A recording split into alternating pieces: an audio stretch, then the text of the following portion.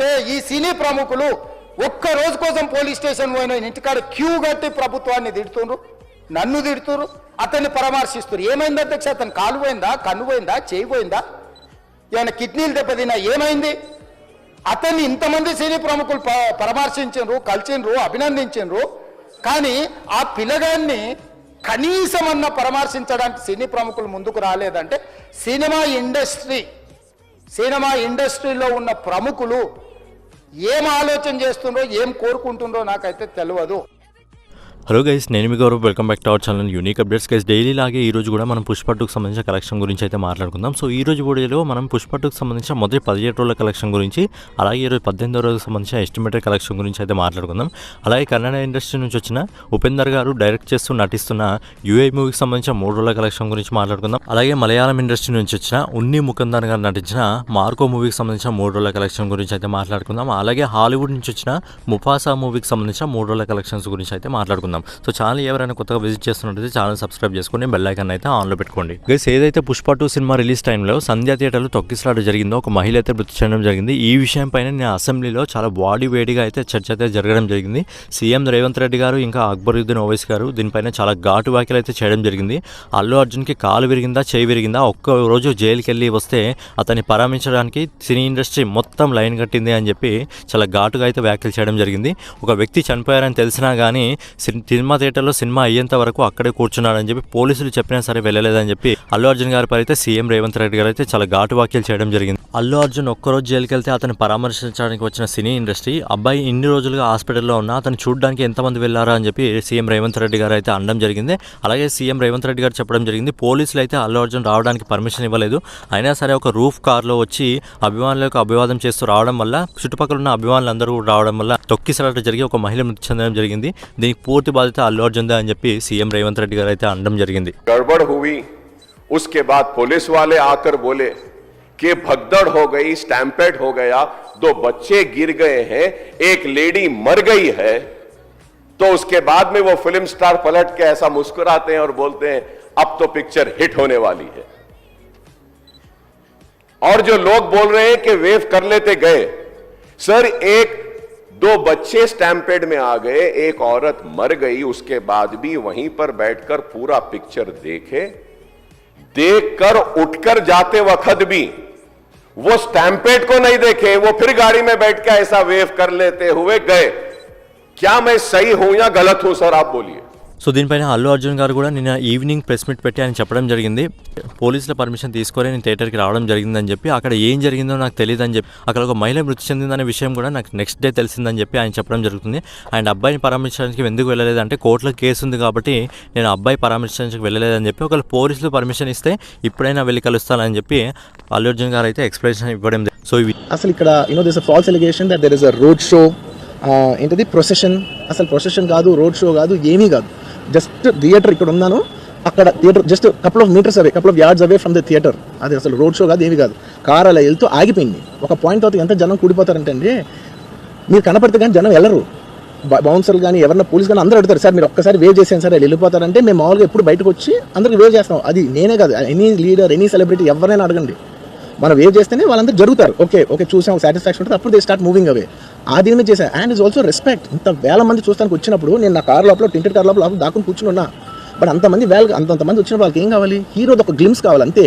అది కూడా ఇవ్వకపోతే నేను ఎంత ఆరగంట కింద ఉంటుంది. ఈ విషయంలో ఎవరిది తప్పు ఎవరిది ఒప్పు అని మీరు భావిస్తున్నారని కింద ఖచ్చితంగా కామెంట్ చేయండి. అలాగే ఫ్యూచర్లో ఇలాంటి సంఘటనలు జరగకుండా ఎలాంటి జాగ్రత్తలు తీసుకుంటే బాగుంటుంది అనేది మీరు కింద ఖచ్చితంగా కామెంట్ అయితే చేయండి. సో ఫైనల్గా మనం పుష్ప 2కి సంబంధించిన కలెక్షన్ గురించి మాట్లాడుకునే ముందు, అంతకంటే ముందు మనం ముఫాసా మూవీకి సంబంధించిన కలెక్షన్ గురించి అయితే మాట్లాడుకుందాం. గైస్, హాలీవుడ్ నుంచి వచ్చిన ఈ సినిమాకి తెలుగులో మహేష్ బాబు గారు, హిందీలో షారుఖ్ ఖాన్ లాంటి గారు స్టార్ హీరోస్ వాయిస్ ఓవర్ ఇవ్వడం వల్ల ఈ సినిమాకి మంచి క్రేజ్ అయితే ఇండియాలో ఏర్పడడం జరిగింది. సో కలెక్షన్స్ కూడా ఈ సినిమాకి అద్భుతంగా రావడం జరిగింది.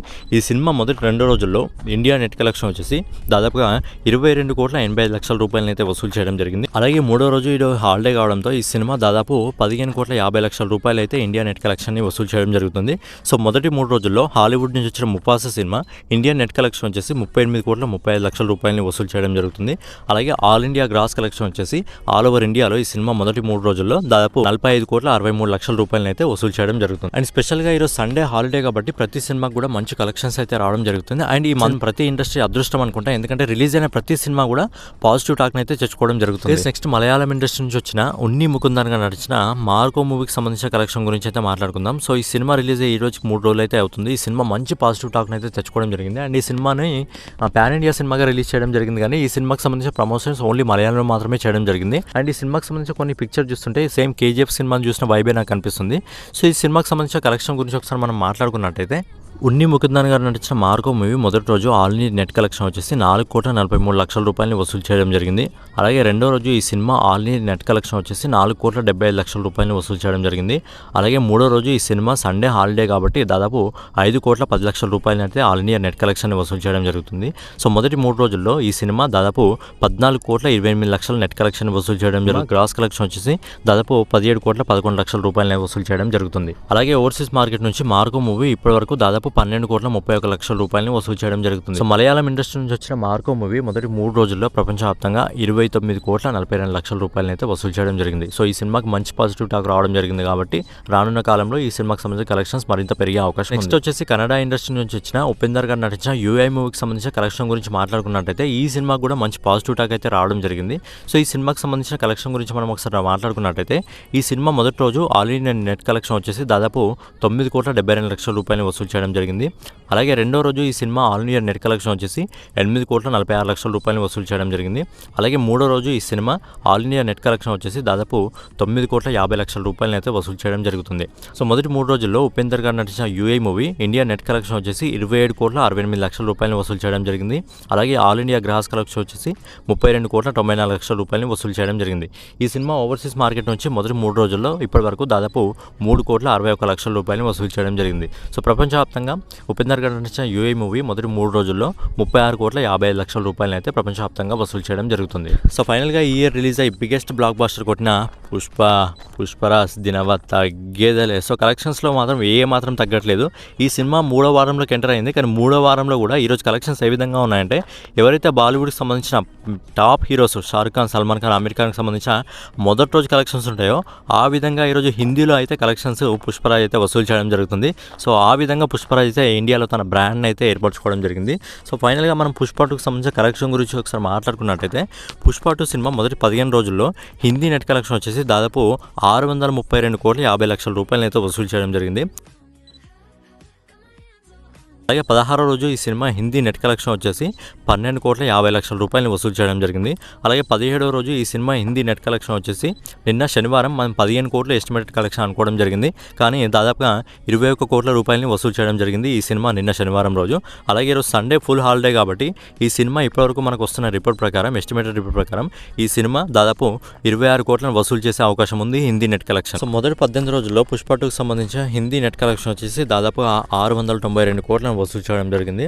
అలాగే హిందీ గ్రాస్ కలెక్షన్ వచ్చేసి మొదటి 18 రోజుల్లో దాదాపు 820 కోట్లను అయితే వసూలు చేయడం జరిగింది. అండ్ ఇప్పటివరకు హిందీలో ఏ సినిమా కూడా హిందీ నెట్ కలెక్షన్ని కేవలం 650 కోట్ల వరకు కూడా కలెక్ట్ చేయలేకపోయింది, కానీ ఇక్కడ పుష్ప కేవలం 18 రోజుల్లోనే దాదాపుగా 692 కోట్ల నెట్ కలెక్షన్ వసూలు చేయడం జరిగింది. రేపటితో 700 కోట్ల క్లబ్లోకి అయితే అడుగుపెట్టబోతున్నాడు. మొదటి 16 రోజుల్లో Pushpa 2 movie India net collection వచ్చేసి దాదాపు 1,097,38,00,000 రూపాయలను అయితే వసూలు చేయడం జరిగింది.